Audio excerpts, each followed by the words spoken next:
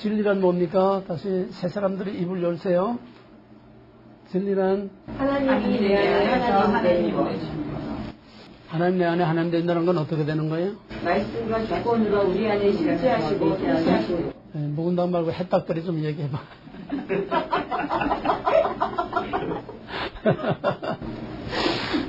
이렇게 줄줄 나와야 돼. 이렇게 하나님이 내 안에 하나님 되신다는 말은 어떻게 한다는 거예요? 성령과 말씀과 주권으로 우리 안에 실제하시고 네? 예, 오늘까지는 영성합니다. 다음 시간부터 대답 딱딱 하세요. 나는 세 사람한테만 물어볼 거니까 묵은닭들은 다 배운 거니까 이걸 부담스러워하면 안 됩니다. 끝까지 이걸 이기고 남아야죠. 진리가 내 안에서 진리가 되는 거는 바로 하나님이 내 안에서 하나님이 되는다는 얘기예요. 하나님 내 안에 하나님 된다는 건 뭐냐? 하나님의 주권적인 통치가 내 언행심사 내 삶을 주관하고 명령하고 간섭하고 다스리고 또 내가 하나님이 원하는 대로 성령과 말씀이 내게 원하는 대로 내가 그걸 받아들이고 순종하는 것이 내게 진리가 된다는 거예요. 진리가 두 가지는 아닙니다. 그러나 진리가 객관화된 진리, 나하고 동떨어진 진리는 그거는 그 자체로서는 하자가 없는 완벽한 진리지만은 그건 내게는 진리가 아니에요. 무슨 말이냐? 나와는 상관없단 말이에요. 예수님께서 무덤사에 지나갈 때에 귀신 들린 자들이 거기서 나와서 예수님들로 지극히 높으신 하나님의 아들이요. 진리입니다. You are. 당신은 지극히 높으신 하나님 아들입니다. 진리예요. 진리를 말했습니다. 그러나 그 사람들에게는 객관화된 진리지 자기하고는 아무 상관이 없는지 당신과 나와 무슨 상관이 있나이까. 당신은 하나님의 아들을 압니다. 나하고는 상관없어요. 이게 오늘의 교회의 실상이에요. 먼저 이해가 돼요? 예수 하나님 찬양 막 하고 뭐 성경 뭐 맨날 들어도 나하고는 상관이 없는 하나님 나 성령 나 말씀 나 돌아서면 그냥 자기 스타일대로 자기 원하는 대로 자기 형편 따라서 사는 거지. 하나님이 나를 귀찮게 그러고 귀찮아도 내가 하나님이 원하는 대로 내가 하기 싫은 것도 해야 되고 하고 싶은 것도 하지 말아야 되고 내가 하나님의 간섭을 받는 것이 하나님이 내게 진리가 된다는 얘기예요. 그래서 바로 믿는 게 어려운 겁니다. 교회 다니는 건 어렵지 않아요. 그건 종교인입니다. 종교된 분위기를 즐기는 종교인이지 크리스천이 아니에요. 크리스천은 하나님이 내 안에서 내 삶을 컨트롤하고 또 내가 하나님의 컨트롤을 말씀과 성령의 컨트롤을 내가 바꾸서 하기 싫어도 하나님이 원하면 해야 되고 하고 싶어도 하나님이 원하면 하지 말아야 되고 이런 싸움이 있어야 돼 내 안에서. 하나님과의 싸움이 없는 신앙은 뭔 다 죽은 신앙이요. 그건 종교진이요. 절간에 가서 목탁 치는 거나 다를 게 하나도 없어요. 이게 깨져야 되는 거예요. 이게 뒤바뀌어야 돼요. 여기서 변화가 일어나야 돼. 진리가 내게 진리가 되느냐, 하나님이 내게 하나님 되느냐, 말씀이 진짜 내게 말씀이 되느냐, 성령이 내게 진짜 참 성령이 되느냐, 이거는 실질적인 삶에 우리가 언행, 심사, 우리의 피부로, 우리의 삶으로, 우리의 감정으로, 우리의 모든 것으로 직접 도전받고, 도전하고, 서로 부딪히고, 갈등하고, 싸우고, 이런 갈등과 싸움이 없고, 씨름이 없으면은, 그거는 죽은 신앙이야. 영적으로 죽은 신앙이야. 그게 바울이 말한 대로 살았다는 이름이 있으나 실상 죽은 계시록 3장에서 말한 사대교회. 살았다는 이름만 있고 실상은 죽은 것은 진리가 내 안에 없다는 얘기예요. 내 안에 하나님이 없다는 거예요. 내 안에 말씀과 성령이 없다는 거예요. 그냥 귀로만 듣고 그냥 분위기만 즐기고 그냥 지나가는 거예요. 이것이 애식하는 신앙이요. 의식종교요. 그냥 그저 예배라고 하는 의식에만 참석했다 가면은 그냥 예수 믿는 줄 착각하고 있는 하나님은 쓰레기통이 아닙니다. 그런 쓰레기들 다 걷어가는 데가 아니에요. 하나님은 철저한 분리수거입니다. 철저한 분리수거예요. 남은 자들만, 엘리트들만 추려가는 거지. 주여 한다고 다 천국에 가는 게 아니에요. 천국 그렇게 넓을 필요가 없어요. 왜? 엘리트들만 추려서 뽑아가기 때문에 천국은 그렇게 아무나 쉽게 벌써 선든다고 다 가는 데가 아닙니다. 우리는 천국 가기 위해서 하는 건 아닙니다. 우리는 이미 구원받은 줄 믿고 천국에서 어떤 포지션에서 어떤 대접을 받고 어떤 대우를 받을 것이냐.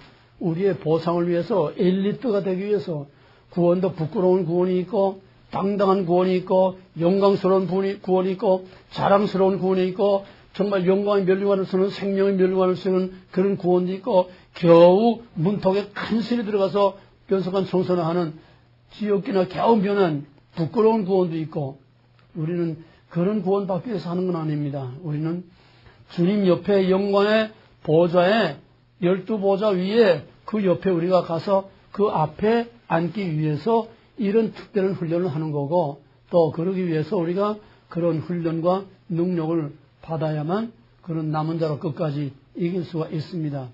그러므로 여기에 여러분이 부름받았다고 하는 것은 보통 부름받은 건 아닙니다. 진리란 바로 영원히 변치 않는 것, 무엇에서도 영향을 받지 않는 것, 진리란 오직 진짜는 하나밖에 없다고 하는 것. 비슷한 건 진짜가 아니에요. 사입이 진짜가 아닙니다. 섞인 건 진짜가 아닙니다. 철저하게 구별된 유일하고 영원한 그건 바로 하나님과 하나님의 말씀밖에는 없습니다. 그래서 그 진리를 바로 알고 바로 만나고 그 진리를 내 안에 가지고 산다는 것이 그렇게 쉬운 일이 아닙니다. 그 다음에 이제 우리가 믿는 하나님은 어떤 하나님이냐. 신앙은 모든 종교는 그 대상, 그가 무엇을 믿느냐는 대상이 중요하잖아요. 산에 가서 산신, 바다에 가서 바다신, 이것도 믿고 저것도 믿고 무엇을 믿느냐. 모든 사람들은 의존적인 존재, 중요한 단어는 다 세이브해야 돼요. 그리고 여기서 쓰는 용어는 전부 내가 여기서 사용하는 용어들을 써야지. 저 바깥 동네 이 얘기들을 하면 안 됩니다. 뭐 은혜니 뭐 무슨 이런 얘기 하면 안 돼요. 여기서 쓰는 전문 용어들만 써야 됩니다. 그러니까 그걸 세이브해 둬야 그게 나오지. 내 안에 세이브해 두지 않으면은 저 바깥 동네 상식적인 그런 얘기들을 나오게 돼요. 종교는 무엇을 믿느냐 하는 것이 중요합니다. 그래서 종교는 각양각색 별의별 종교가 다 있습니다. 우리는 무엇을 믿느냐? 하나님을 믿는다. 뭐 어떤 사람 예수 믿는다. 성부, 성자, 삼위일체 하나님을 말하는 겁니다. 예수 믿는 것도 하나님 믿는 거고 하나님 믿는 것도 예수 믿는 거고 다 그건 삼위일체를 말하는 거기 때문에 우리가 하나님 믿는다고 할 때는 삼위일체를 믿는 것입니다. 우리가 믿는 하나님은 삼위일체 하나님을 믿습니다. 꽃같은 모세오경, 꽃같은 성경에서 나왔지만은 이슬람교와 유대교는 삼위일체 하나님을 믿지 않습니다. 유일하신 하나님, 유일신 종교예요. 유일신 종교. 오늘 그거 다시 하겠지만은 우리가 믿는 하나님도 유일하신 하나님, 유대교나 이슬람도 유일하신 하나님 믿습니다. 꽃같은 유일인데 뭐가 다르냐? 우리가 믿는 유일하신 하나님은 삼위일체로서 유일하신 하나님이에요. 유대교나 이슬람교는 삼위일체, 삼위가 없어요. 그냥 absolutely 철저하게 그냥 하나뿐입니다. only one이야. 그 차이입니다. 오늘 거기에 대한 구체적으로 이제 하겠어요. 그래서 성부, 성자, 성령 삼위일체 하나님을 믿는 것이 우리 개혁교회, 개신교회 신앙이다. 왜 삼위일체가 필요하냐? 그 전에 삼위일체란 동일본질의 세. 삼위일체란 동일본질의 세. 삼위일체란 동일본질의 세. 입 벌려서 하세요. 삼위일체란 동일본질의 세. 예, 입 벌리는 건 아직 마음이 안 열린 증거예요. 삼위일체란 동일본질의 세. 예, 삼위의 관계는 구별되되 비분리, 비분할, 비분할. 예, 이건 생각해서 하지 말고 입으로 나와야 됩니다. 입으로 자꾸 몇십 번 하면은 입으로 저절로 나와요. 우리가 주기도문 할 때 생각하고 하는 게 아니고 사도신경 할 때 생각하고 하는 게 아니에요. 입으로 다 그냥 저절로 나옵니다. 딴 생각해도 그냥 나와요. 그런 식으로 해야 됩니다. 우리가 좀 하는 거는 매번 애호라는 거, 반복하는 거, 복습하는 거는 그런 식으로 그냥 입으로 나와야 돼. 삼위의 관계는 구별되되 비분리, 비분할, 비분할. 네, 거기에 대한 설명은 하지 않겠습니다. 그냥 삼위일체란 뭐냐? 동일본질의 세 인격. 또 삼위일체, 삼위의 관계는 뭐냐? 구별되되 비분리, 비분할, 비혼합. 섞일 수도 없고 분할될 수도 없고 또 무엇이 무엇에 흡수될 수도 없고 혼합될 수도 없는 이건 특별한 신관입니다. 지구상 동서고금의 어떤 종교도 삼위일체 신을 말하는 종교는 우리 기독교밖에 없습니다. 유교, 불교, 이슬람교, 유대교 이런 모든 종교들 다 말하지만은 삼위일체를 말하는 종교는 기독교밖에 없습니다. 이게 왜 이렇게 필요하냐? 오늘 그걸 조금 더 보충하겠습니다. 오늘은 삼위일체란 뭐냐? 성부, 성자, 성령. 성부는 어떤 것이고 성자는 어떤 것이고 성령은 어떤 것이며 왜 삼위일체가 필요하냐? 하나님께서는 맨 처음에 인간에게 많은 사람들에게 하나님이 누구냐를 나타내 보이신 것, 즉 계시한 것은 시내산입니다. 그전에는 아담에게, 아브라함에게, 모세에게 이렇게 개별적으로 나타났지만은 큰 민족 앞에 공개적으로 나는 이다 이렇게 자신을 공개적으로 공개하고 계시한 것은 시내산에 강림하신 하나님이 가장 처음이라고 할 수 있습니다. 시내산에 강림하시는 하나님은 절기 19장에 큰 나팔소리와 우레소리와 천둥 번개와 온 산이 그냥 불덩어리를 그냥 창을 옹기전에 연기전같이 그냥 큰 연기로 이어싸운 그런 큰 위험과 권능 가운데 시내산에 강림하셨습니다. 사람들이 여호와께서 거기서 모세와 말씀하실 때에 그 음성이 너무나 우렁차서 천둥소리도 그냥 절로 가라. 그냥 가슴이 쩌렁쩌렁 울리고 무섭고 두렵고 떨려서 온 백성들이 그냥 땅에다 머리를 쳐박고서는 무서워서 바바바바바바 떨고 모세더러 여호와께서 친히 말씀하지 마시고 당신을 통해서 간접적으로 말씀하게 하옵소서. 우리가 무서워서 못 견디겠습니다. 시내산에 강림하시는 하나님은 두렵고 떨리는 하나님이요 어미하시고 거룩하신 하나님이요 접근하면 죽어 짐승이나 사람이나 그 산 밑에까지만 와도 당장 쳐주고 왜 하나님은 워낙 거룩하신 하나님이기 때문에 초월하신 하나님이기 때문에 죄인이나 모든 피조물이 하나님 허락 없이 가까이 하면 하나님 자신의 거룩을 유지하기 위해서 하나님 자신의 구별을 유지하기 위해서 그냥 그대로 쳐 죽이는 그래서 백성들이 밑에 가까이 오지 못하도록 단단히 일러서 백성들은 저 멀리 진중에 있고 제사장들만 산 밑에까지 옷을 빨고 몸을 정결케 하고 산 밑에까지만 오고 그 이상 가까이 오지 마라. 내가 돌격해서 내가 쳐서 많이 죽을까 하노라. 접근을 부러워하는 초월하신 하나님, 접근을 부러워하시는 거룩하신 하나님, 존귀하시고 영광스럽고 큰 권능과 위엄과 권세를 가진 하나님, 그 하나님 시내산에 강림하신 그 하나님의 모습이 한마디로 초월하신 하나님, 이 바로 성부 하나님입니다. 성부 하나님은 초월하신 하나님이십니다. 성부 하나님은 초월하신 하나님이기 때문에 어떤 피조물의 형상과 같은 그런 형상을 갖고 있지 않아요. 초월하신 하나님은 형상이 없습니다. 왜? 하나님 외에는 다 피조물이니까. 피조물은 다 형태가 있어요. 다 형상이 있어요. 이 피조물로부터 완전히 비슷한 것도 없도록 완전히 구별되신 분이 초월하신 하나님, 성부 하나님이십니다. 그러므로 성부 하나님은 인간이 접근할 수 없는 두렵고 떨리는 하나님이에요. 문제는 그런 무서운 하나님하고 그 백성하고 같이 살 수가 없어요. 맨날 짬나면 죽을까봐 무서워서. 그러나 그 하나님께서는 이제 그 백성과 언약을 맺으시고 나는 너의 하나님, 너희는 내 백성. 이제는 남자와 여자가 결혼하듯이 하나님과 애굽에서 나온 그 백성과 이제 서로 언약을 맺어서 나는 너의 하나님, 너희는 내 백성, 나는 너희 남편, 너희는 내 아내. 너희라는 건 이스라엘 공동체를 말하는 겁니다. 공동체와 언약을 맺으세요. 그래서 이제는 웨딩, 거기서 피로서 언약을 맺고 그 다음에 웨딩 파티까지 했습니다. 시내산 중턱에 그 백성들의 대표 70인의 장로들이 올라가서 하나님 앞에서 먹고 마시고 그건 하나님이 불렀으니까 초청을 했으니까 백성의 대표 70명이 시내산 중턱까지 올라가서 여호와 앞에서 먹고 마시며 거기서 잔치를 했습니다. 이제 웨딩 파티가 다 했으니까, 그 다음에는 결혼식하고 피로인까지 다 하면 그 다음에 어디로 가야 돼요? 응? 이제 신방으로 들어가야지?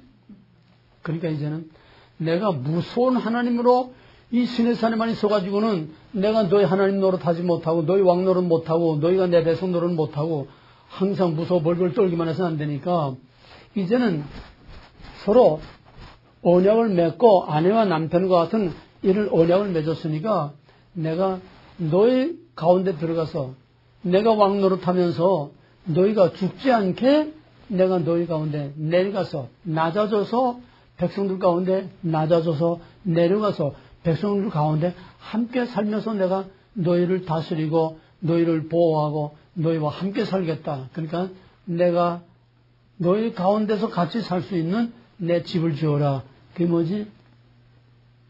그게 뭐예요? 그게 뭐예요? 성막. 그게 성막이에요. 성막. 하나님의 집. 하나님이 스스로 자기 백성이 죽지 않도록 스스로 낮아져서 그 백성들 가운데 내려오신 낮아져서 그들 가운데 계시는 이걸 내재하시는 하나님이라고 합니다. 내재. 이 한자예요. 우리들 가운데 계시는 하나님, 내재하시는 하나님, 초월하신 하나님만으로는 인간과 어떤 커뮤니케이션을 가질 수 없고 인간과 어떤 관계를 가질 수 없어. 너무나 이 갭이 크기 때문에 접근할 수 없기 때문에 그래서 하나님이 스스로 낮아지셔서 그 백성들 가운데 내려와서 그 백성들과 함께 살면서 그 백성들에게 친히 말씀하시고 그 백성들을 다스리시고 그 백성들과 주고받는 예배와 제사를 드리고 하나님이 낮아져서 그 백성들 가운데 내려와서 그 백성들과 함께 사는 그 낮아지신 하나님을 우리는 내재하시는 하나님이라고 이렇게 말합니다.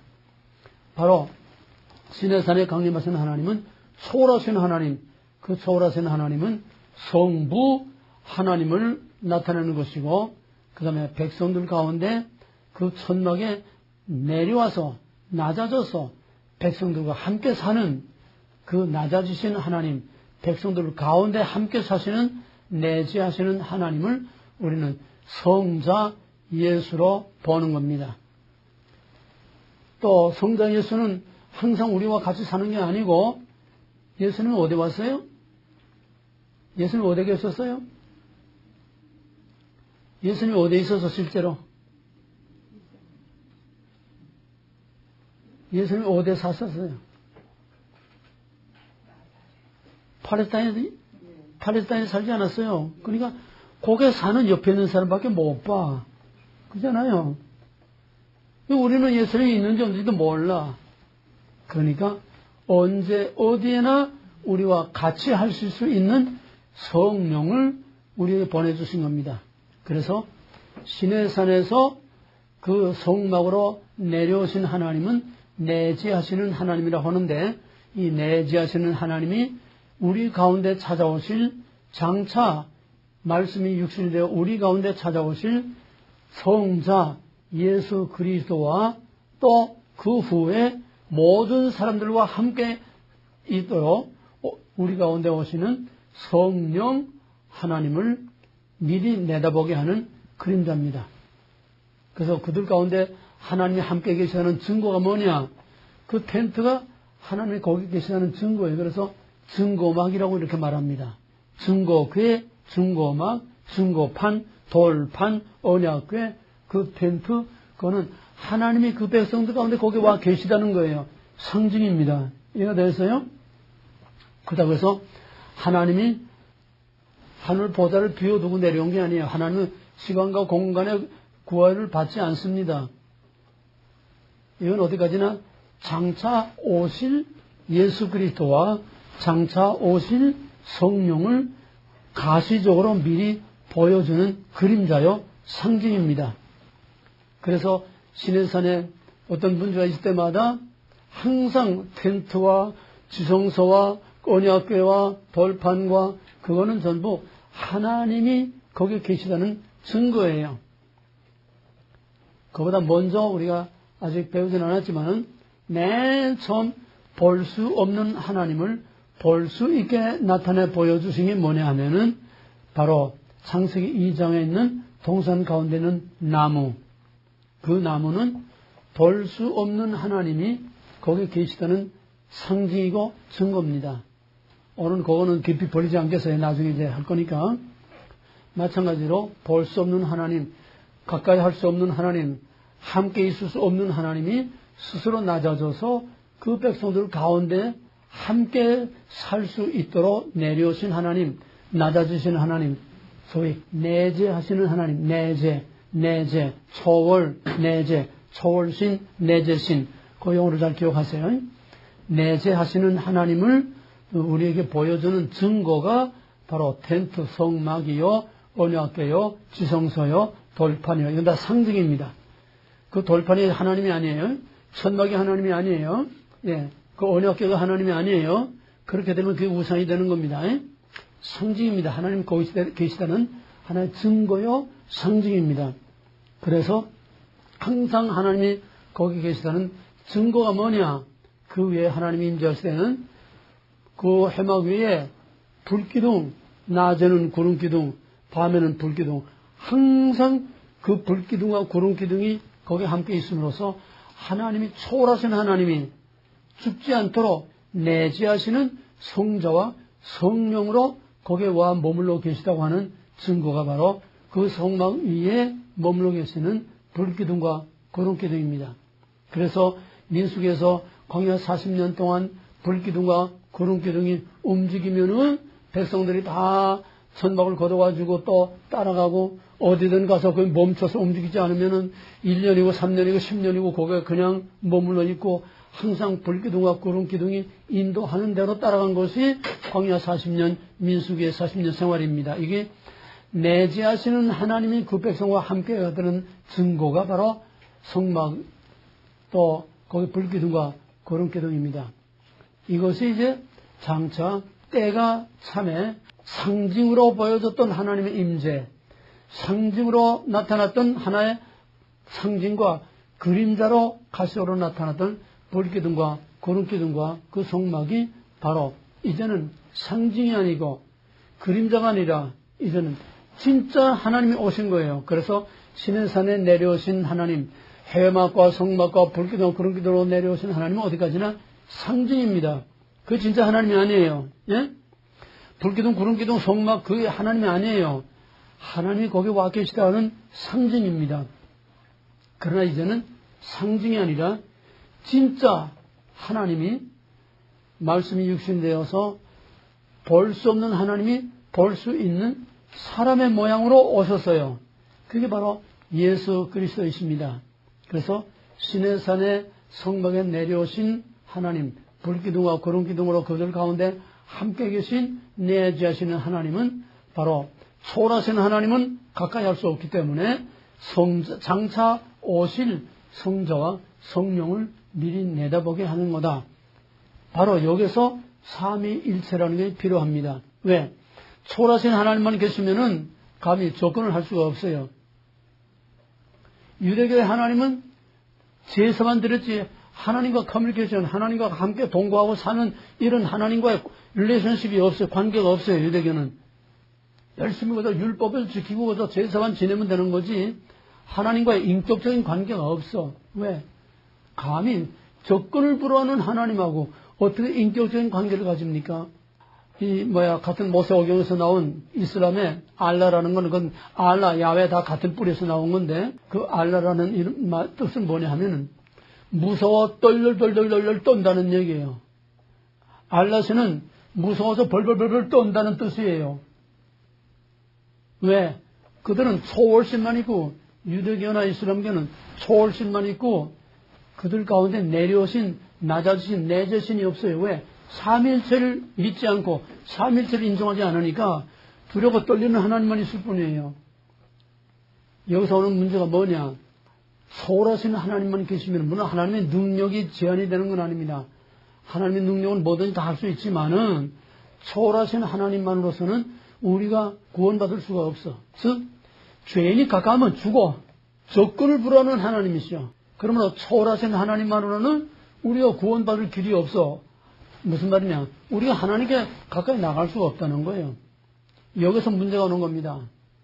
여기서 초월신만 있는 유일신 종교인 이슬람교와 유대교는 초월신, 유일하신 하나님만 있기 때문에 인간이 하나님께 접근할 수가 없어.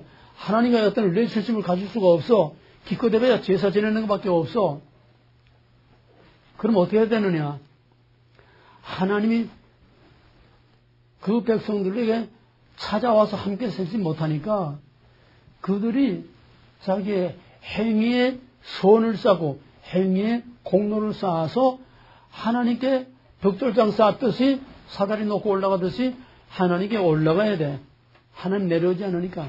무슨 말이야? 쉽게 말하면은 지난번에도 말했지만은 어떤 사람이 등산객이 깊은 계곡에 빠졌어. 올라올 수 없어. 어떻게 해야 그 사람이 살 수 있죠? 암만 소리 질러도 올라와. 이렇게 올라와. 암만 떠들어봐야 안 돼. 이게 율법주의입니다. 이렇게 해라 저렇게 해라. 그래가지고는 이렇게 해라 저렇게 하는 율법만 가지고는 거기서 기어 올라와서 하나님 손에까지 올라올 수가 없어. 율법 가지고는 안 돼. 그럼 어떻게 해야 돼? 레스큐 구조대가 헬리콥터 줄을 타고 그 깊은 계곡에 거기까지 내려가서 그 사람을 끌어안고 올라와야 그 사람을 구원할 수 있습니다. 그게 뭐냐? 내재신. 우리 가운데 내려오시는 하나님이 내려와서 우리를 이끌고 올라가야 우리가 구원받는 거지. 인간의 힘으로, 인간의 공로로, 인간의 어떤 수고와 노력과 지식과 연구와 인간의 어떤 수단 가지고 결대로 그 사망의 깊은 골짜기에서 스스로 기어 올라올 수가 없어. 인간의 행위로는 하나님 앞에까지 기어 올라와서 구원받고 살 길이 없어요. 인간의 힘으로는 절대로 구원받을 수 없고 하나님께 가까이 나갈 수 없습니다. 오직 하나님께서 내려와서 내재신 내려와서 우리를 끌어올려고 건져주셔야 우리가 구원을 받. 그래서 삼위일체 종교가 아니고는 절대로 구원이 없다는 거예요. 이제 이해가 됐어요? 기독교만이 구원이 있다는 말이 여기서 나오는 겁니다. 그래서 기독교는 독선적인 종교일 수밖에 없어요. dogmatic theology, 이 조직신학, 교회와 기독교 우리 개신교의 이 교리를 dogmatic theology라고 하는데 이 dogmatic이라는 말은 또 다른 말로 하면 독선적인 거 아니에요? 타협과 용납을 다른 걸 용납하지 않은 absolutely 오직 삼위일체 하나님이 믿음으로서만 내재하시는 하나님이 내려와서 우리를 건져주시고 끌고 올라가야 우리가 구원받을 수 있는 거지. 죄인이 하나님 앞에 갈 수도 없고 우리가 율법을 따라서 이렇게 행하라 저렇게 하라 율법에 하라는 대로 행위 가지고 우리가 구원받을 수 없다는 얘기예요. 이게 제일 중요한 겁니다. 왜 삼일체가 필요하냐?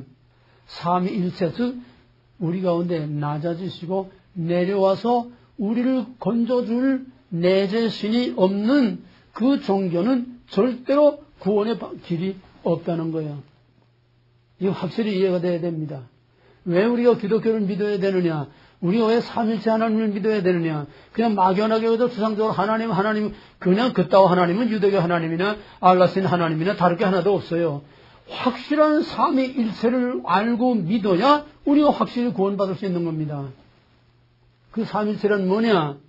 초월하신 하나님, 어미하시고 전능하시는 하나님, 성부 하나님과 또 적군을 불허하는 그런 하나님이 친히 사람이 되어서 사람의 모양으로 우리 가운데 내려와서 우리를 끌어올려서 건져주시는 바로 성자, 성령, 삼일체에서 초월하신 하나님은 성부 하나님, 내재하시는 하나님은 뭡니까?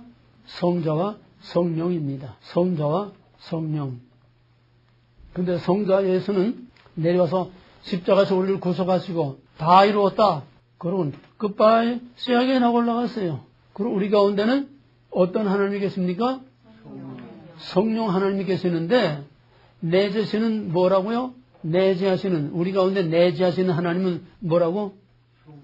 성자와 성령입니다. 항상 성자와 성령은 우리 가운데 내재하시는 하나님이기 때문에 떨어질 수가 없어요. 우리를 떠날 수가 없어요. 우리 가운데 계시기 위해서 삼위일체로 하나님이 계시하셨기 때문에 초월하신 하나님은 우리 가운데 올 수 없지만은 그 초월하신 하나님이 성자와 성령 안에서 우리와 항상 우리 가운데 함께 계시기 때문에 예수는 육체로는 승천하셨지만은 예수님은 그의 영이신 성령과 또 말씀이 육신 되신 그 말씀으로 우리 가운데 여전히 살아 계십니다. 이해가 되십니까?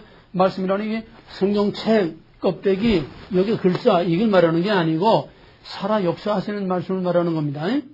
예, 그 말씀과 성령으로 우리 가운데 함께 계세요. 그러니까 승천하신 성자 예수는 형태로만 육체로만 승천하신 거지 그는 말씀으로 우리 가운데 그냥 남아 계시고 또 성령으로 우리 가운데 남아 계십니다. 그러므로 내재하시는 하나님은 말씀과 성령으로 우리 가운데 항상 우리와 함께 있다. 하나님의 말씀이 우리에게 주어지고 선포되고 우리가 읽고 그 말씀을 듣고 배우고 그 말씀을 통해서 여러 가지 각양각색의 역사와 사건이 일어나고 이건 말씀이 살아 계시고 우리 가운데서 살아서 활동하고 액션을 하고 계시다는 증거입니다. 이해가 되겠습니까? 여기에 대해서 할 말이 많지만은 뭐 성령에 대해서는 이제 앞으로도 하겠지만은 성령에 대해서 우리가 막연하게나마 성령은 우리 가운데서 역사하는 파워요, 액션이라는 걸 알고 있죠. 그럼 이것도 말씀이 어떻게 예수님은 성자 예수님은 올라가셨는데 왜 말씀으로 우리 가운데 그냥 계시는가? 이 말씀이 어째서 하나님인가? 이 책이 하나님이 아니에요. 이 책이 하나님인데 이 책이 우상이 돼. 예? 여기서 여전히 글이 이게 하나님이 아니에요. 이 글이 행동을 할 때에 바로 거기서 하나님이 역사하는 겁니다. 이거 대해서요. 예를 들면은 캐톨릭 성자라고는 어거스틴이 마니교라고는 아주 음란한 종교를 믿으면서 그 기독교 비슷한 흉내를 내는 유사 사이비 종교입니다. 자기 한여하고 동거 생활을 하면서 뭐 요즘이야 뭐 별거 아니겠지만은 그때는 그게 종교적으로 큰 문제가 되는 거죠. 한여하고 동거 생활을 하면서 음란한 생활을 하고 있었는데 밖에서 애들이 줄넘기를 하면서 성경책을 펴봐라, 성경책을 펴봐라. 진짜 그랬는지 하나님이 성령으로 그렇게 노래소리로 어거스틴의 귀에 들리게 했는지는 모르겠어요. 그 소리를 듣고서 무심코 사입이지만 성경을 가지고 있었으니까 성경을 딱 폈는데 로마서 11장 33절 밤이 깊고 딱 거기에 눈이 간 거예요. 성경을 폈는데 성령이 말씀과 함께 역사하신 겁니다. 이해가 되겠어요? 딱 펴고서 눈이 딱 거기 갔는데 밤이 깊고 낮이 가까웠으니 그러므로 술 취하지 말며 방탕하지 말며 음란하지 말며 낮이와 같이 단정히 행하여 그게 딱 눈에 들어오는데 그냥 거기서 번개와 같은 벼락을 맞은 거예요. 성령이 함께 역사합니다. 말씀과 성령은 같은 내재신이기 때문에 항상 함께 역사하지. 말씀 없는 성령 푸닥거리, 성령 없는 말씀 신학적 무슨 쪽 하는 이건 빈 껍데기, 교리주의, 율법주의, 교리만 있고 지식만 있고 의식 종교 그냥 제사나 예배나 드리는 그러니까 말씀과 성령은 절대로 분리될 수 없어. 왜? 우리 가운데 와 계시는 성자와 성령이세요. 이해가 됩니까? 성자는 육으로는 올라갔지만은 말씀으로 우리 가운데 말씀이 육신되어 계신 분이 육신으로는 갔으나 그 말씀이 우리 가운데 그냥 계시다는 얘기예요. 그래서 항상 우리 가운데 내재하시는 하나님은 말씀과 성령으로 우리 가운데 우리를 떠나지 않아 버리지 않아 구속의 날까지 하나님 앞에 가는 그날까지 말씀과 성령으로 우리 가운데 계시면서 불기둥과 구름기둥으로 그 백성과 함께한 것처럼 말씀과 성령으로 내재하시는 하나님이 항상 우리 가운데 함께 계시면서 우리를 가르치고 깨우치고 책망하고 우리를 가이드하고 인도해주고 이것이 말씀과 성령이 항상 함께하는 것입니다. 그러므로 삼위일체에 내재하시는 하나님은 말씀과 성령, 성자와 성령이기 때문에 성자와 성령, 말씀과 성령은 분리될 수가 없어요. 삼일체, 삼위의 관계, 다시 한번. 삼위의 관계는 동일 본질의 동일본질의 성격, 그건 삼일체고, 구별되되 비분리 비분할. 예, 삼위의 관계는 구별되되 비분리, 비분할, 비혼합, 서로 섞일 수 없고 분리될 수 없어. 성자와 성령, 성부는 우리 가운데 친히 와 계시진 않지만은 삼위일체이기 때문에 성자와 성령이 우리 가운데 계시는 것처럼 성부 하나님, 초월하신 하나님도 우리 가운데 형태상으로 물리적으로는 가까이 못하지만은 삼위일체는 한 하나님이기 때문에 동일본질 한 하나님이기 때문에 항상 우리 가운데 함께 계십니다. 요한복음 예수님께서 요한복음은 특히 이 삼일체에 대해서 아주 명확하게 말하고 있는데 아버지와 나는 하나이다. 내가 홀로 있는 것이 아니라 아버지께서 나와 함께 계신다. 항상 예수님은 아버지와 아들과 성령이 함께 있다는 것을 항상 말하고 있었어요. 삼위가 분리될 수가 없어요. 그러나 우리는 초월하신 하나님은 볼 수 없고 가까이 할 수 없기 때문에 바로 성령과 말씀으로 우리 가운데 세상 끝날까지 함께 계시다고 하는 것. 이 꼭 삼위일체로 우리에게 계시되고 삼위일체로 우리에게 알려져야 하는 그 이유는 두 가지입니다. 첫째는 이 세상 다른 어떤 신도 셋이면서 하나이고 하나이면서 셋인 이런 신과는 지구상 동서고금 어느 시대 어떤 종교도 셋이면서 하나이고 하나이면서 셋인 신은 없어요. 오직 우리 기독교만이 성부, 성자, 성령 삼위일체 하나이면서 셋이고 셋이면서 하나인 동일본질의 세인격. 이게 독특한 신관입니다. 우리만이 알고 있고 우리만이 갖고 있는 독특한 신관. 두 번째는 하나님을 다른 종교로부터 다른 신들로부터 구별하기 위해서 삼위일체로 계시하셨다. 삼위일체가 아니면은 우리의 구원이 이루어질 수 없다는 거예요. 왜? 내 자신이 없기 때문에. 우리 기독교에서 무엇보다 제일 우선하고 무엇보다 제일 정확히 알아야 될 거는 우리가 믿는 하나님이 어떤 하나님이냐.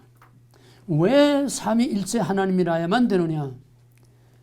왜 삼위일체 하나님이 없으면 구원이 없느냐.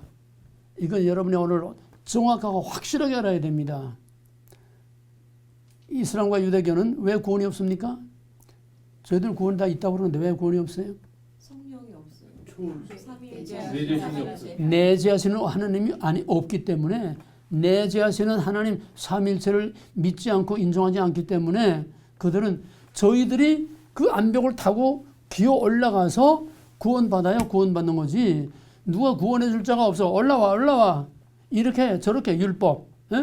이렇게 저렇게 율법으로는 구원받을 자가 없다고 바울이 입이 닳도록 한 말이 바로 이겁니다. 행위로는 구원받을 수 없는 행위로냐 믿음으로 은혜로 구원받는 것이냐. 하나님의 은혜로 구원받는 거지 우리의 행위로 구원받는 게 아니라는 거예요. 그래서 삼위일체가 아니면은 절대로 구원을 받을 수 없다는 얘기입니다. 초월하신 하나님과 내재하신 하나님, 이거를 여러분들이 정확하게 확실하게 알고 이것을 확실하게 붙들고 왜 삼위일체가 아니면은 안 되고 왜 삼위일체로 계시하셨고 왜 삼위일체가 아니면은 구원이 없는가. 이건 누구에게나 확실하게 대답해 줄 수 있어야 됩니다. 네, 오늘은 그것만 할 수 없기 때문에 얘기하자면 뭐 끝도 없이 많지만은 그 다음에 우리 카이로사 크로노스 교재 나온 거 있죠. 고대 헬라인들은 시간을 세 가지로 생각을 했습니다. 시간을 세 가지로 생각을 했어요. 아이언이 뭐냐면은 영원한 시간이에요. 이거는 오늘 내가 말하는 거는 헬라의 시간관을 말하려고 하는 게 아니고 헬라의 시간관을 기독교적으로 재해석하는 겁니다. 이거 중요해요. 우리는 지금 헬라 사상을 공부하고 있는 게 아니에요. 헬라 사상의 시간관이 이런데 이것을 기독교적으로 또 확실히 말하면 구속사적으로 이것을 재해석하는 겁니다. 구별됩니까? 헬라 사상을 말하는 게 아니에요. 헬라 사상을 기독교적으로 재해석하는 거예요. 영원한 시간, 소위 플라톤처럼 말하면 이데아의 세계를 말하는 게요. 나중에 얘기할 시간이 있습니다. 두 번째는 크로노스. 이거는 소위 흔히 세월이 간다, 세월이 흘러간다. 세 번째로는 아이온 크로노스 카이로스. 아이론 크로노스 카이로스. 다 같이 5번 시작. 아이온 크로노스 카이로스, 아이온 크로노스 카이로스, 아이온 크로노스 카이로스, 아이온 크로노스 카이로스. 예. 아이언이라는 것은 영원한 시간입니다. 또 크로노스라는 것은 그냥 흘러가는 시간입니다. 이게 뭐냐? 우리가 시계 보고 몇 월 며칠 1년 2년 이거 다 크로노스예요. 다시 말하면 태양과 지구의 공전 자전을 통해서 우리가 시간을 계산하는 이게 크로노스입니다. 이거를 확대하게 되면은 세상에 시간이 흘러가는 거예요. 세월이 흘러가는 거예요. 이거는 개인의 의견과 상관없이 알든 모르든 사람은 생로병사 나면은 늙어가고 죽어가고 전부 다 흘러가는 거예요. 그러니까 온 세상은 다 크로노스라고 하는 시간 속에 흘러갑니다. 역사도 크로노스라고 하는 시간 속에 흘러갑니다. 한 개인의 인생도 크로노스라고 하는 시간 속에 그냥 흘러갑니다. 이 흘러가는 시간, 흘러가는 세월, 이런 모든 역사, 이런 흘러가는 시간을 크로노스라고 합니다. 이건 굉장히 스케일이 큰 거지요. 말하자면 양자강이나 아마존 같은 거는 뭐 강이 하나가 아니에요. 수백 갈래가 이렇게 갈라져 있는데 이 큰 강이 흘러가는 그 안에는 그 강이 흘러간다고는 세월 속에는 인간 개인의 희노애락, 한 나라의 흥망성쇠, 전 세계 역사가 그 속에 다 있기 때문에 그 크로노스라고 하는 그 안에는 별의별 게 없는 것 없이 다 그 속에 같이 흘러갑니다. 그게 크로노스예요. 흘러가는 세월, 자의와 타의와 상관없이 그냥 그건 흘러가는 거예요. 누가 태양을 멈추고 누가 지구의 자전과 공전을 멈출 수가 있습니까? 원하든 원치 않든 알든 모르든 지구는 돌아가는 거예요. 세월은 흘러가는 거예요. 시간은 흘러가는 거예요. 이게 크로노스입니다. 따라서 그 크로노스라고 하는 대야같이 흐르는 큰 역사와 이 세상 흐름 속에는 별의별 게 다 있어요. 개인의 생사화복과 나라의 흥망성쇠와 오만 것이 다 들어있습니다. 이게 크로노스입니다. 근데 카이로스란 뭐냐? 카이로스란 영어적으로 먼저 결정적인 기회 포착. 결정적인 기회 포착. 그렇게만 얘기를 하세요. 결정적인 기회 포착. 에베소 5장 15절을 보게 되면 세월을 아끼라. 때가 악하니라. 에베소 5장 16절. 하나님 뜻이 무엇인가 분별하도록 하라. 그리고 때를 아끼라. 세월을 아끼라. 때가 악하니라. 세월을 아끼라. 때가 악하니라. 세월을 아끼라는 말은 기회를 포착하라는 말이에요. 세월을 아끼라. 그건 기회를 포착하라는 거예요. 흘러가는 그 시간과 세월에서 내 찬스를 놓치지 말고 기회를 포착하라는 거예요. 그게 카이로스입니다. 그러면은 저 오레곤의 콜롬비아 강에 그 때가 되면은 준치가 올라오는 때가 있다 그래. 준치가 올라오는 때면 여기서들 그냥 다 원종을 갑니다. 거기 준치 잡으러. 그건 준치가 한참 올라올 때는요. 그냥 강이 새까마더래. 새까만데 한참 준치가 올라온 데는 강이 새까마대. 그걸 거기 가서 구경만 하면 뭐해? 콜롬비아 강은 크로노스입니다. 콜롬비아 강은 크로노스야. 누가 봐주든 안 봐주든 알든 모르든 그 안에는 뭐 준치만 있는 게 아니라 별의별 물고기, 별의별 뭐가 다 있고 그냥 다 그냥 흘러가는 거예요. 그냥 흘러가는 거예요. 세월아 내월아 그냥 흘러가는 거예요. 그러나 그런 준치들이 올라올 때 거기 가서 낚시를 던지면은 크로노스라고 하는 흘러가는 세월에서 낚시를 던지면은 거기서 무슨 사건이 일어납니다. 준치를 낚아 올리든지 또 구물을 이렇게 낚아 올리든지. 저 알래스카에 가보니까 알래스카의 그 바다에서 강으로 들어오는 바다와 강의 그 경계예요. 바다와 강이 만나는데 거기서 이제 세이먼들을 잡는데 거기 가보니까 그물이 이 공간만 해요. 그물이. 계단한 나무 채다가. 세이먼들이 막 그냥 때려 올라와. 그러면 가서 그 그물로 이렇게 대고 있으면 세이먼들이 그 안에 들어가면 휘 건지면 그냥 뭐 5마리, 10마리, 뭐 몇십 마리씩 그냥 나와요. 그거 놔두면 나와 무슨 상관이 있나니까. 세이먼이 때려 올라가든 준치가 때려 올라가든 그 강물이 흐르든 바다로 들어가든 나온 아무 상관없어. 그러나 흘러가는 강물에 그물을 집어던지든지 낚시를 집어던지든지 적극적으로 내가 개입을 해서 거기서 사건을 만들어내는 기회를 포착하는 이게 카이로스라고 하는 겁니다. 이제 아이온, 크로노스, 카이로스 개념을 이해했습니까? 모든 사람들은 크로노스라고 하는 세월과 크로노스라고 하는 이 세상의 흐름 속에 그냥 다 흘러가는 거예요. 흘러 어디로 가? 바다로 가요. 그 바다는 무슨 바다? 죽음의 바다예요. 그냥 다 들어가는 겁니다. 그러나 그 흘러가는 그 강에 인위적으로 능동적이고 적극적으로 개입을 해서 강에다가 뚝을 맞고 거기다가 터빈을 돌리면 엄청난 전기라고 하는 에너지가 나와서 세상을 밝게 하고 수많은 공장과 기계를 움직이고 엄청난 사건을 만들어냅니다. 흘러가는 강, 이 동양 사람들은 특히 동양화 또 이 동양의 그런 풍경은 뭐냐 하면은 우리나라에서는 어디에 산이나 강가에 경치 좋은 데는 꼭 산 경치 좋은 데는 절간이 있고 강가에 경치 좋은 데는 영락없이 뭐가 있어? 정좌가 있어. 정좌. 강남에 보면 압구정동이라는 게 압구정동.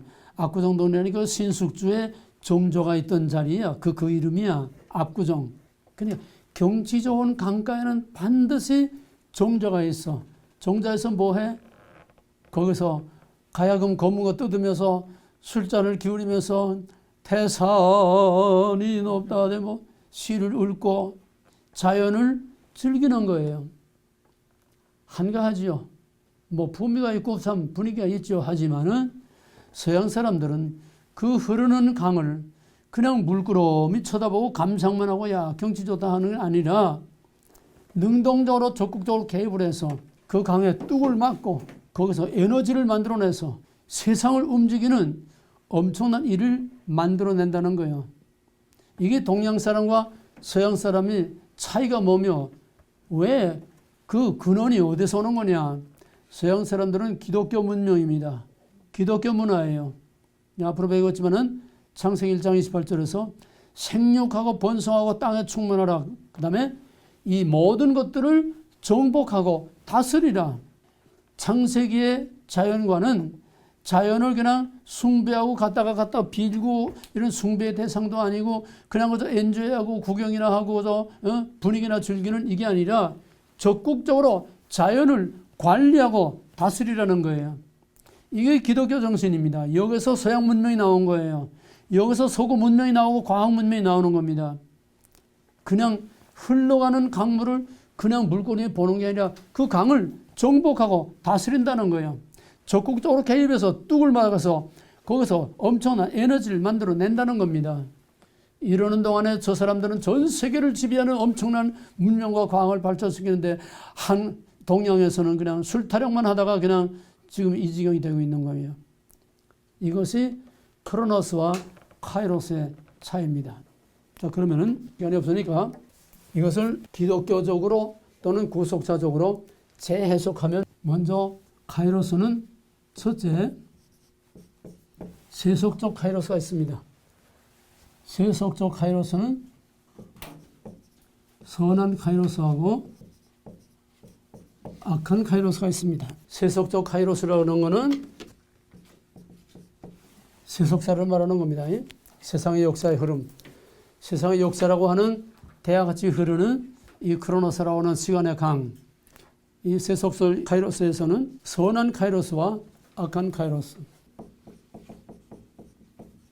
선한 카이로스와 악한 카이로스도 세계적인 것과 개인적인 것 마찬가지로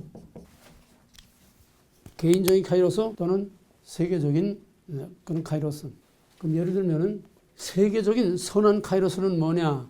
그 한 사람이 흘러가는 세월과 역사 속에서 어떤 결정적인 이벤트를 만들어냄으로써 결정적인 찬스, 결정적인 모멘트, 결정적인 어떤 기회를 만들어냄으로써 많은 사람들에게 선한 결과, 유익을 준 그런 거를 역사적인 선한 카이로스라고 이렇게 말할 수가 있습니다.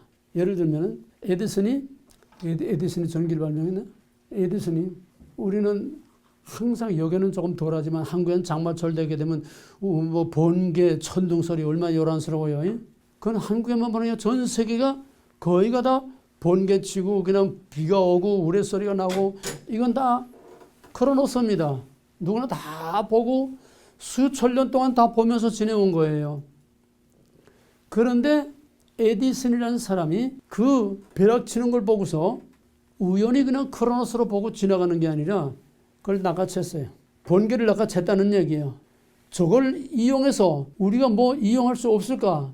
결국 플러스 마이너스라는 원리를 통해서 번개가 왜 치느냐? 플러스 마이너스가 스파크 되니까 번개가 치는 거다. 그래서 전기를 발명해가지고 바로 플러스 마이너스의 원리로 이 세상을 엄청나게 유익이 모든 사람들에게 줬습니다. 에디슨 한 사람이 크로노스라는 역사에 개입해서 거기서 자연현상의 당연한 다 보고 넘어가는 그 자연현상 속에서 거기서 카이로스를 낚아챈 거예요. 그래서 전기라는 걸 발명해서 상상할 수 없도록 전 세계 수많은 인류에게 엄청난 유익을 줬습니다.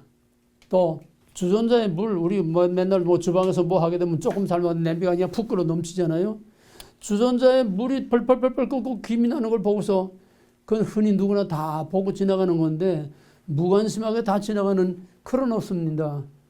그런데 유별나게 남들이 다 무심코 보고 지나가는 그런 평범한 크로노스 속에서 야, 이거 뭐 펄떡펄떡 하는 거 보니까 이게 뭔가 파워가 있는 거다. 이 파워를 이용할 수 없을까? 강물에 뚝을 막아서 에너지를 만들어내는 거나 평범한 자연현상에서 펄떡펄떡 맨날 끓는 거 보대는데 그걸 딱 낚아채가지고서 결국 전기기관차라고 하는 에너지를 거기서 만들어냈다는 거야. 이것이 온 세계 많은 사람들에게 유익을 줄 수 있는 공적인 카이로스입니다. 공적인 카이로스.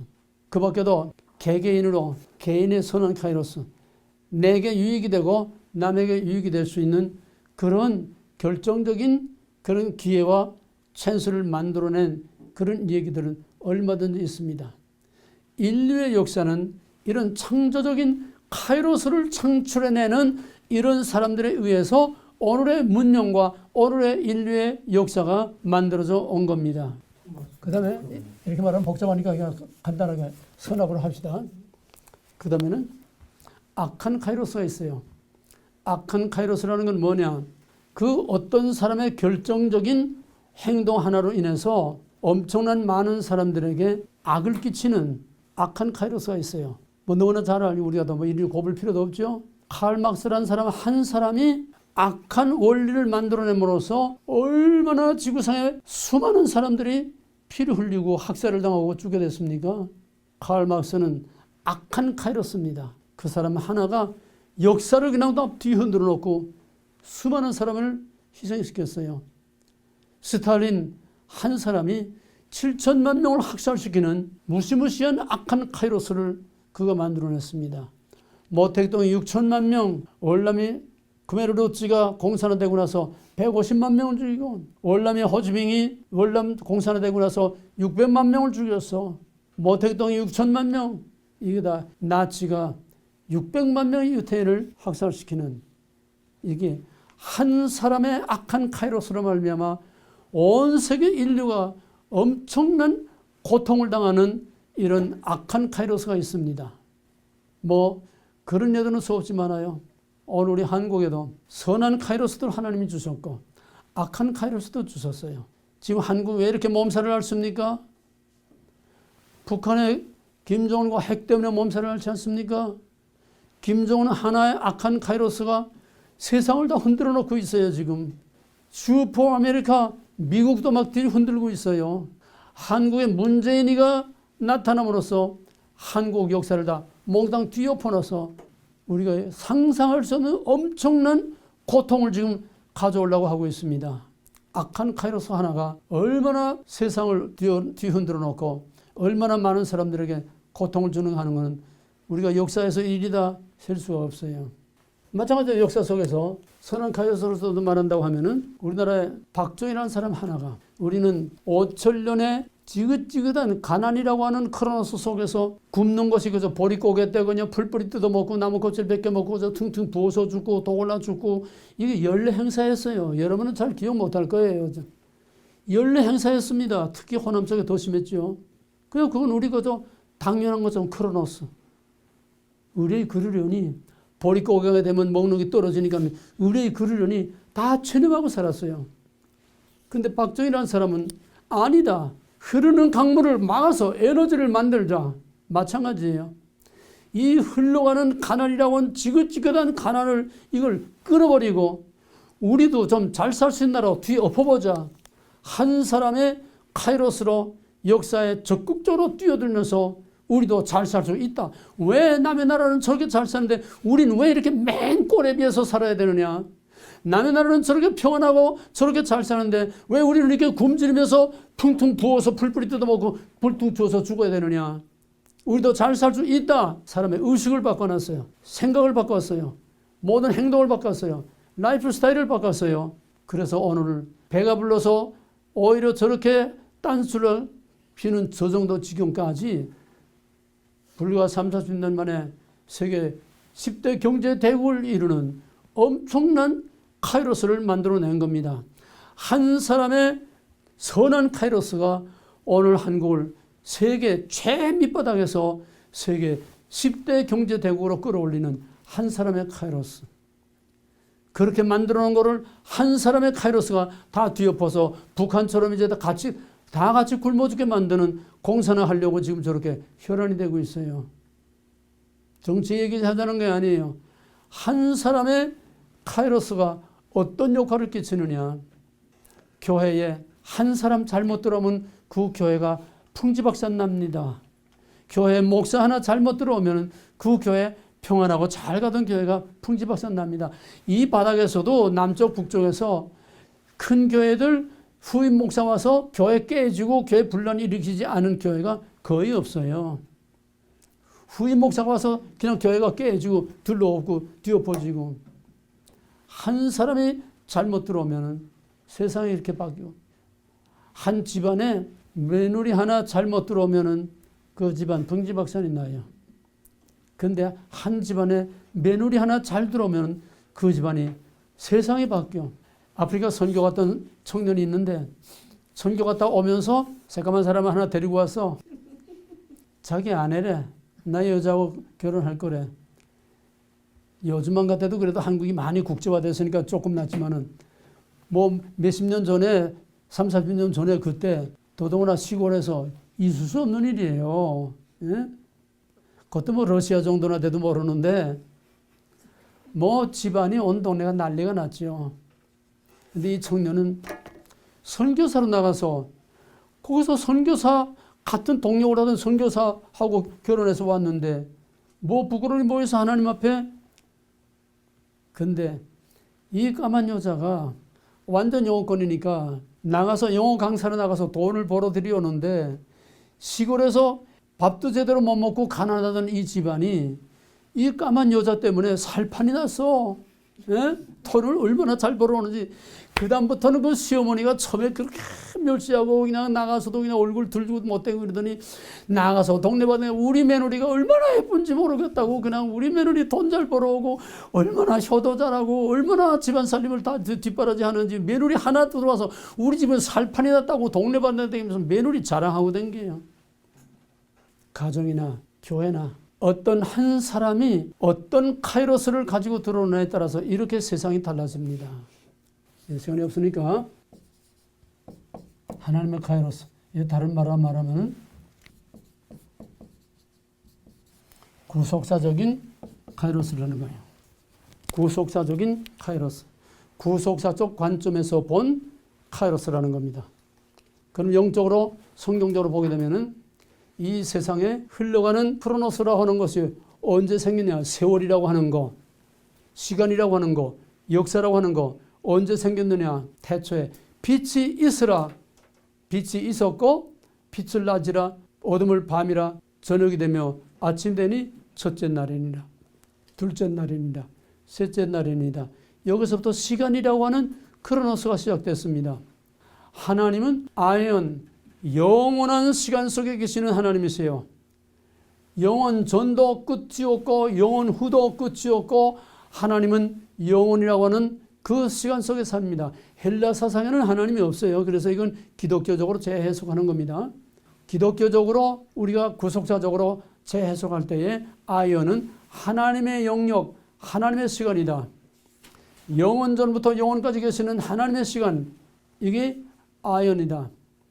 그러면은 빛이 있으라. 첫째 날, 둘째 날, 셋째 날. 크로노스가 아이언에서 나왔어요.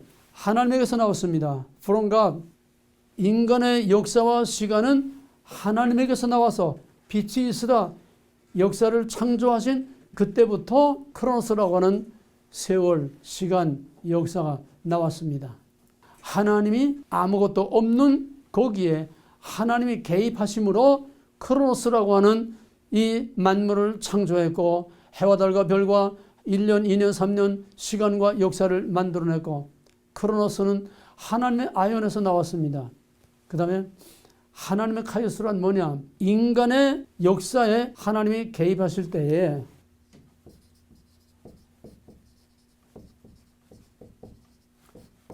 이걸 카이로스라고 하는 겁니다. 이걸 구속사적 카이로스라고 하는 거예요. 하나님이 인간의 역사에 개입했을 때에 거기서는 엄청난 사건이 일어나게 됩니다. 하나님이 인간의 역사에 개입할 때에 무슨 사건이 일어나느냐? 심판과 구원 사건이 일어납니다. 천지창조 빼놓고 하나님의 인간의 역사 개입 가장 큰 사건이 뭘까요? 노아의 홍수 사건이에요. 하나님이 그 시대에 노아 시대에 인간의 역사에 적극적으로 개입해서 카이로스로 개입할 때에 거기에서 노아의 홍수 사건이라는 엄청난 심판의 사건이 일어났습니다. 하나님의 카이로스예요. 인간의 역사에 하나님이 개입했을 때에 하나님의 카이로스가 일어나는데 그 하나님의 카이로스는 심판 사건과 구원 사건, 그 홍수 사건 속에서 죽은 자에게는 심판이지만은 거기서 살아남은 노아의 가족에게는 구원의 사건이에요. 다 죽을 가운데서 구원의 사건이 납니다. 또 창세기 18장에서 소돔과 고모라가 망할 때에 19장에서 소돔과 고모라 망할 때에 거기에 세 천사가 아브라함을 찾아오죠. 하나님이 그 역사에 개입할 때에 하늘의 유황불이 내려와서 소돔과 고모라를 그냥 삽시간에 다 없애버렸습니다. 하나님의 카이로스입니다. 인간의 역사에 하나님이 개입하실 때는 심판과 구원의 사건이 일어난다. 애굽에 400년 동안 노예 생활하던 그들에게 하나님께서 모세와 함께 그 애굽의 역사에 개입할 때에 거기서 10가지 재앙이라고 하는 엄청난 사건이 일어났고 짐승이나 사람이나 다 초음난 거 다 죽어나가는 엄청난 사건이 일어났고 심판의 사건과 함께 거기서 또 약속된 아브라함의 자손들을 이끌어내는 구원의 사건, 심판과 구원의 사건, 출애굽 사건은 하나님의 애굽의 역사에 개입한 거고 하나님의 아브라함의 자손의 역사에 개입한 하나님의 카이로스입니다. 하나님의 카이로스는 인간의 역사에 심판과 구원을 가져온다. 그 다음에 아까도 말한 성막, 그것도 하나님의 카이로스입니다. 자기 백성들 가운데 내려오신 하나님. 그건 장차 나타날 것의 그림자라고 그랬어요. 그건 뭐냐? 하나님이 역사에 개입하신 사건 중에 가장 큰 사건은 볼 수 없는 하나님이 볼 수 있는 사람이 되어서 우리 가운데 친히 내려오셨다고 하는 예수 그리스도의 성육신, 예수 그리스도의 성육신, 인카네이션. 그거보다 더 큰 하나님의 카이로스는 없습니다. 인간 세계에 그가 오심으로 죽을 수밖에 없는 모든 인간들을 구원하게 되는 엄청난 구원 사건이 일어나게 된 겁니다. 하나님의 역사 개입으로 일어나는 사건은 성경의 역사가 다 하나님의 카이로스로, 구속사란 하나님의 카이로스로 점철되어 있는 거예요. 진주 목걸이를 그 줄로 다 끼어 있는 것처럼 구속사라고 하는 것은 그 진주 목걸이 하나하나의 진주와 같이 구속사라고 하는 것은, 하나님의 카이로스라고 하는 것은 하나님의 백성의 역사 안에서 심판과 구원 사건으로 계속 점철려 내려온 것이 구약의 역사요, 성경의 역사요, 그거를 구속사라고 하는 것입니다. 구속사란 하나님의 카이로스의 연속이다. 그러면은 마지막 남은 하나님의 큰 카이로스는 뭘까? 마지막 남은 하나님의 역사 개입이 뭘까? 예수님 다시 오시는 거죠. 그거 이상은 없어. 그때는 천지가 다 그냥 뒤엎어지는 거예요. 하늘과 땅이 다 없어지는 거예요. 이제 마지막 역사상 최대의 하나님의 역사 개입, 하나님의 카이로스가 우리 앞에 남아 있습니다.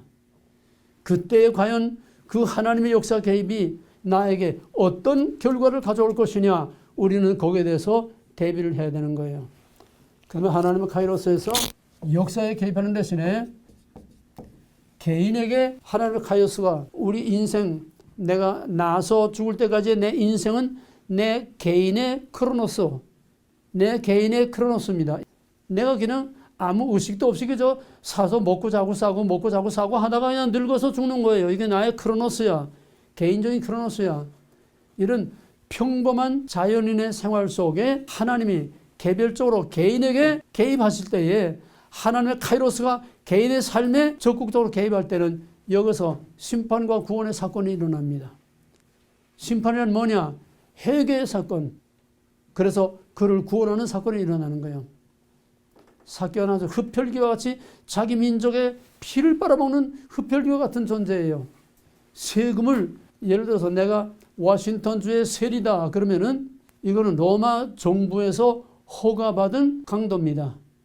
허가받은 도둑놈이에요. 그러면 내가 워싱턴주 킹카운티에서 만약 내게 너는 킹카운티에서 100만 달러를 세금을 걷어들여라. 그러면은 내가 킹카운티에서 100만 달러 세금을 걷든지 1000만 달러 세금을 걷든지 그건 내 자유예요. 주 정부에다가 내가 할당된 것만 바치면 나머지 얼마를 걷어먹든지 이거는 합법적으로 보장된 날강도입니다. 그러니까 유대인들이 피를 빨아먹는 흡혈귀와 같은 존재예요. 이런 세리인 삭개오가 예수님이 지나간다는 소리를 듣고 예수가 누군지 말로만 듣다가 한번 어떻게 생겼나 예수나 보자. 그리고 키가 작아서 이제 뽕나무에 올라갔다가 예수님하고 스파가 일어난 거예요. 예수님이 삭개오 개인의 일상적인 매일 꽃 같은 그 생활 속에 삭개오 개인의 크로노스에 예수님이 적극적으로 개입했어요. 삭개오야 이름을 딱 부를 때에 그때 스파크가 일어난 거예요. 사건이 일어나는 겁니다. 삭개오야 내려오라. 내가 오늘 너희 집에 가야 되겠다. 가서 삭개오가 예수의 자기의 평범한 일상생활에 예수님이 개입하니까 거기서 스파크가 일어나고 사건이 일어나서 내가 남의 거 뜯어먹던 거 내가 4배나 내가 갚겠습니다. 오늘 구원이 이 집에 이르렀으니 너도 아브라함의 자손이 된다. 엄청난 구원의 사건이 일어났습니다. 가장 대표적인 게 누굽니까? 바울이죠. 예수를 핍박하고 교회를 잔해하기 크리스찬들을 잡아 죽이기 위해서 살기가 등등해서 다메섹을 향해서 가다가 거기서 평범한 바울의 그 생활 속에서 바울의 크로노스에 예수님이 적극적인 카이로스 개입했어요. 사울아! 카이로스 개입입니다.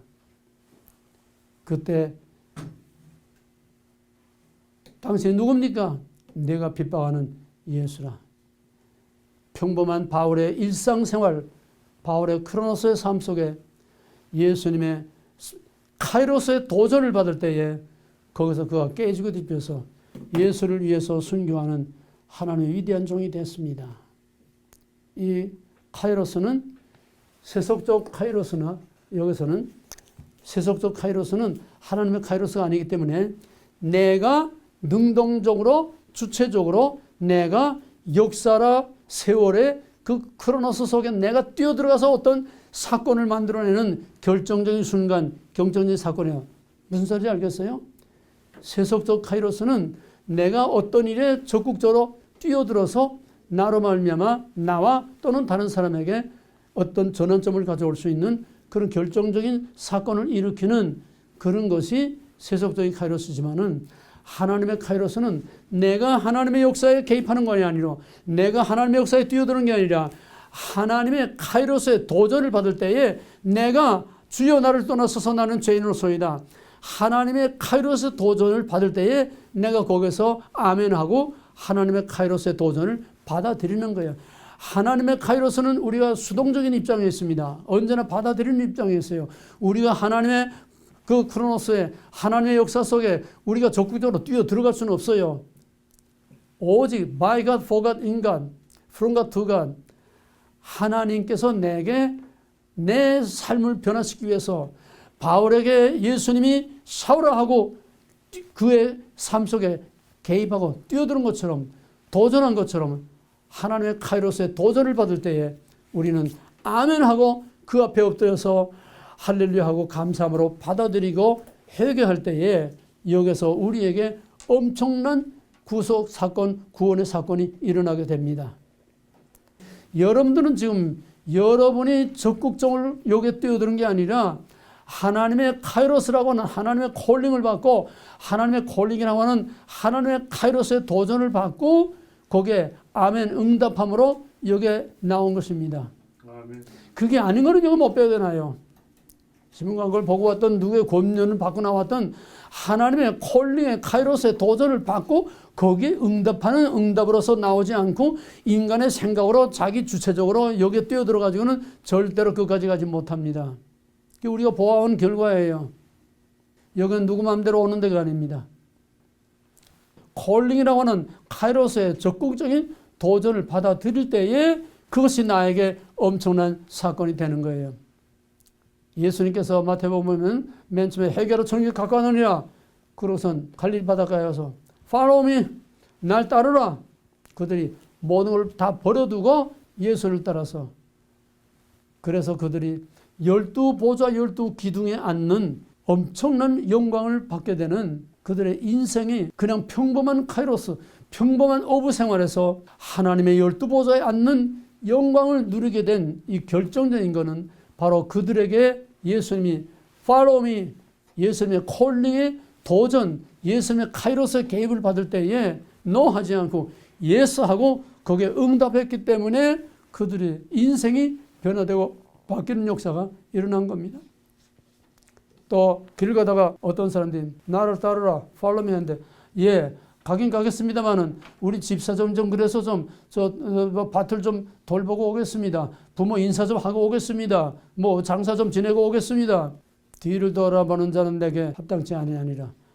예수님의 콜링이라고 하는 카이로스의 도전을 받고도 노행 그들은 인생의 쓰레기, 이름조차 알지 못하는 쓰레기로 그냥 다 죽음의 바다로 다 흘러 들어가고 말았지만은 아멘하고 응답하고 받아들인 하나님의 카이로스를 받아들이고 예수의 카이로스를 받아들인 그들에게는 엄청난 하나님의 구원과 영광을 받게 되는 것입니다. 여러분은 이 자리에 하나님의 콜링과 하나님의 여러분의 인생에 개입하는 하나님의 카이로스를 여러분이 받아들임으로 여기 온 줄 믿으시기 바랍니다. 그렇다면 끝까지 갈 수밖에 없습니다. 왜? 이건 내 자의로 된 것이 아니라 하나님의 타의로 된 것이기 때문에. 왜? 하나님이 특별히 사랑하시기 때문에 적극적으로 여러분의 인생과 삶에 개입을 했어요. 그래서 이거는 보통 자리가 아닙니다. 하나님의 카이로스는 여기 나오는 걸로 끝나는 게 아니라 한 시간 한 시간이 하나님의 카이로스의 도전을 계속 받고 있는 겁니다. 한 시간 안에도 수많은 진리의 카이로스의 도전을 받고 있습니다. 이거를 여러분들이 탁탁 그냥 고기 낚아채듯이 순간순간 나올 때마다 번쩍번쩍 하는 하나님의 진리의 말씀이 번쩍번쩍 빛이 나올 때마다 여기서 이거다, 바로 이거다. 탁탁 낚아채서 그거를 자기 미간에 새겨 손목에서 세배해 두면은 그것이 자기의 보배와 같은 엄청난 카이로스 되는 것입니다. 결론적으로 그 인간의 가치, 그 인생의 가치, 그 평생 인생의 가치가 뭐냐? 돈 많이 벌고 출세하고 영광받고 명예 얻고 자식들 잘 되고 뭐 큰 집 쓰고 그게 아니에요. 그건 다 쓰러질 쓰레기다. 영원한 불못이 들어가는 거고 그 인간의 가치는 세속적으로 볼 때는 그 인간의 가치는 돈 많이 벌고 출세한 것이 아니라 그 인간의 가치는 그가 얼마나 남에게 유익과 평안과 기쁨을 끼칠 수 있는 선한 카이로스의 역할을 했느냐, 또 자기 자신을 위해서 얼마나 값진 가치 있는 그것들을 카이로스를 낚아채서 얼마나 많은 카이로스를 축적하면서 살았느냐, 그것이 그 인생의 가치요, 그 인간의 가치요, 그의 인생의 성공과 실패가 얼마나 많은 카이로스를 자기가 캐치했느냐. 이 시간 중에도, 한 시간 안에도, 이 말씀 안에도 정말 말씀에 번쩍번쩍 빛나는 보화 같은 진주 같은 카이로스들이 여기 와르르 그냥 막 쏟아져 나오는 거예요. 근데 이거를 요거다 저거다 탁탁탁탁 낚고 채서 제 것으로 딱 세이브하지 않으면은 이거 아무리 값진 카이로스가 진주알 같은 보석도 여기다 막 그냥 잘잘 쏟아져 나와도 그냥 크로노스가 시간이라고 하는 크로노스가 다 흘러 지나가고 맙니다. 꽃같이 공부해도 어떤 사람은 한 시간에 카이로스를 몇 개 그냥 대오를 낚아채는가 하면 어떤 사람은 빈 바구니 가지고 그냥 돌아가는 사람도 있어요. 듣기만 하고 가는. 그 사람의 가치는 세상적으로나 인간적으로나 영적으로나 내게 도전에 들어오는, 내게 밀려 들어오는 수많은 카이로스의 도전을 내가 얼마나 내가 낚아채고 받아들이고 그 찬스를 내가 놓쳐버리지 않고 내 것으로 만드느냐. 이것이 그 인생의 성패, 그 인간의 가치, 그 신앙의 퀄리티와 가치가 얼마나 많은 카이로스를 우리가 낚아채느냐. 영적으로는 하나님의 카이로스, 진리의 카이로스를 얼마나 하나님이 내게 주시는 찬스를 내가 그냥 흘려버리지 않냐고 하나도 놓치지 않고 우리가 다 탁탁 그냥 낚아채서 내 것으로 만드느냐. 세상에 소경이 많았습니다. 예수님 당시에 소경이 한둘이 아니었어요. 옛날에는 소경 문둥병이 더 많았어요. 병자들이 엄청 많았어요. 가난하고. 그러나 바디메르와 하는 소경은 나면서도 소경되는데 예수님 여리고 지나갈 때에 다윗의 자손이여 불쌍히 여기서 나를 불쌍히 여기서 SOS 적극적으로 예수님이 지나가는 그 크로노스의 흐름 속에서 그는 그거를 놓치지 아니하고 거기서 카이로스를 만들어내려고 적극적으로 뛰어들어서 예수님의 발걸음을 멈추고, 물론 엄밀히 말하면 바디메의 소경이 예수님의 발걸음 멈춘 게 아니라 예수님께서 벌써 미리 다 그렇게 계획하시고 그의 믿음을 보시기 위해서 모른 척하고 지나간 거죠. 그러나 그 바디메의 소경은 자기 앞을 지나가는 예수님의 그 행렬의 크로노스를 그냥 흘려버리지 않으려고 그것을 낚아챈 거예요. 이제는 예루살렘에 올라가면 내가 다시 만날 기회가 없는데 이제는 나를 정말 여기서 결판을 내야 되겠다. 예수의 카이로스를 거기서 결정적으로 낚아채서 그의 인생이 바뀌는, 평생 앉아서 구걸에 먹던 인생이 남을 도와주는 적극적인 삶을 살게 되는, 여러분들은 얼마나 이제 지금까지는 크로노스 속에 묻혀서 그냥 거죠. 강물에 떠내려가듯이 세월아 내월아 다 떠내면서 그냥 몇십 년 인생 다 보냈지만은 이제 인생 한 절반 거진 보내지 않았어요. 그만큼 살았으면. 이제 남은 인생이 얼마 될지 모르지만은 이제 남은 인생은 값진 카이로스들로 꽉꽉꽉꽉 여러분의 창고에 카이로스의 보화로 꽉꽉 채우는 지혜로운 자들이 다 되어지기를 주님을 간절히 부탁하고 축원합니다. 카이로스는 세상의 카이로스, 하나님의 카이로스, 세고 셌어요. 이 시간뿐만 아니라 카이로스, 우리에게 기회라고 하는 찬스가 얼마나 많은가 하면은, 물론 큰 기회는 일생일대에 한 번, 두 번밖에 안 옵니다. 그러나 자작으로 한 그런 기회는 수도 없이 많아요. 우리의 카이로스가 눈만 뜨면 그냥 쫙 깔려 있어요. 우리는 이 카이로스라고 하는 하나님의 엄청난 찬스가 가을에 낙엽을 밟고 다니는 것처럼 우리 앞에는 하나님께서 엄청난 카이로스를 그냥 쏟아붓고 있어. 쏟아붓고. 근데 이게 진주를 돼지에게 던진 것처럼 다 짓밟고 뭉개면서 사는 거야. 왜? 모르니까, 미련하니까. 바로 이것을 낚아채는 자가 지혜로운 자인 줄 믿으시기 바랍니다. 한 푼의 카이로스도 놓치지 말고 이 시간 안에서도 수많은 카이로스가 보석처럼 와르르 쏟아져 내려오는데 그걸 하나도 놓치지 않고 탁탁 낚아채서 내 것으로 만들어서 이것이 쌓이고 쌓여서 정말 하나님 보좌 앞에서 12면류관을 쓴 그 보좌 앞에 같이 앉을 수 있는 최고의 엘리트들, 인생 최고의 승리하는 자들이 다 되기를 주님으로 간절히 축원합니다. 오늘 교제 나누고 가만히 있어. 앞에 준비하는 시간이 좀 많이 가서 조금 오버되는데 오늘만 용서하세요. 한마디만 내가 더 할게. 한마디만. 요 결론 내려가야지. 한마디. 1분이면 돼. 개인의 평범한 크로노스에 하나님의 아이온의 하나님의 카이로스가 바울처럼 바디메 서경처럼 또 사케오처럼 하나님의 카이로스가 개인의 평범한 크로노스의 삶에 개입하고 뛰어들 때에는 회개와 구원의 사건이 일어난다. 그건 뭘 의미하느냐? 인간의 평범한 크로노스의 평범한 세월 속에 묻혀서 쓰레기처럼 살던 인생이 하나님의 카이로스가 개입됨으로 하나님의 카이로스를 받아들여서 여기서 스파크가 일어나게 되면은 바로 하나님의 영원한 아이온에 참여하게 되는 거예요. 여기 결론입니다. 뭔 소리인지 알겠어요? 영생이라고 하는 하나님의 영원한 아이온의 세계에 들어간다는 거예요.